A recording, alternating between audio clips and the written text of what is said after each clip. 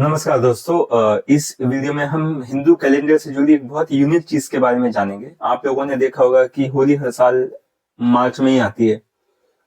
दशहरा सितंबर and में आ जाएगा या मिड अक्टूबर तक आ जाता है। दीपावली उसके 20 दिन बाद आती है। आप मोटा मोटा कह सकते हो कि हम मिड नवंबर तक दीपावली सेलिब्रेट करके फ्री हो जाते हैं। उसके कंट्रास्ट में आप ईद को देखो। ईद कभी जनवरी में आएगी, कभी मई में आएगी, कभी अक्टूबर में आएगी, यानी ईद पूरे साल घूमती रहती है। ऐसा हमारे फेस्टिवल्स के साथ नहीं होता। तो जो इस सिंक्रोनाइजेशन को बना के रखता है, उस कॉन्सेप्ट को हम अधिक मास के नाम से जानते हैं।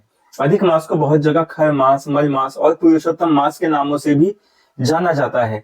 अधिक मास क्या होता है, उसको समझने के पहले आपको ये समझना पड़ेगा कि संक्रांति क्या होती है।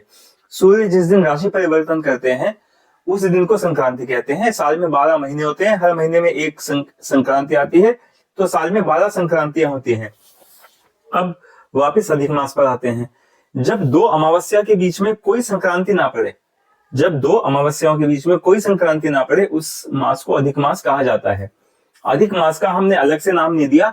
जिस महीने में संक्रांति नहीं पड़ी थी उसी मास के नाम से उस अधिक मास को जान लिया जाता है।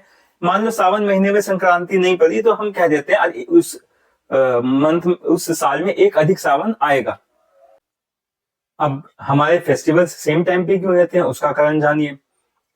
धरती को सूर्य का एक चक्कर लगाने में 365.25 दिन लगते हैं। उसी तरह 12 राशियों में चंद्रमा को घूमने में केवल 29.53 डेज लगते हैं। अगर हम ये 12 चक्कर देखें, यानी 29.53 इंटू 12, तो 354.36 आता है। अगर हम 365.25 में से 354.36 माइनस करेंगे तो अप्रोक्सीमेटली 10.89 डेज आते हैं। यानी ये जो डिफरेंस होता है हर साल 10 अप्रोक्सीमेटली 11 डेज का हो जाता है। 3 साल यानी हर 32.5 महीनों में ये डिफरेंस एक चांद्रमास यानी 29.53 डेज का हो जाता है। इसलिए हर 32.5 मंथ के बाद एक अधिक मास आता है, या आप इसे कह सकते हैं हर तीसरे साल में एक अधिक मास आता है। ये अधिक मास जो आता है ना, ये हमारे फेस्टिवल्स को एक महीने पीछे खिसकने से रोक देता है और अगले साल से हमारे फेस्टिवल्स फिर उसी साइकिल को फॉलो करने लगते हैं और सेम टाइम पर पड़ते हैं। ये चीज इस्लामिक जो कैलेंडर है उसमें एब्सेंट होती है। हमारे कैलेंडर में ये चीज है, इसलिए हमारे फेस्टिवल्स हर साल ऑलमोस्ट सेम टाइम पे ही आते हैं। आशा है आपको ये कंसेप्ट समझ में आया होगा। धन्यवाद दोस्तों।